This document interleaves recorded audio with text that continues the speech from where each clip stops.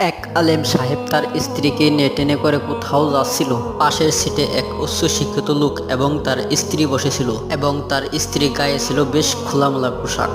এক সময় ওই উচ্চ শিক্ষিত লোক আলেম সাহেবকে শুনিয়ে বলতে লাগলো, মোল্লারা তাদের নিজেদের বউকে আবদ্ধ করে রাখে, তাদের কোনো স্বাধীনতা নাই।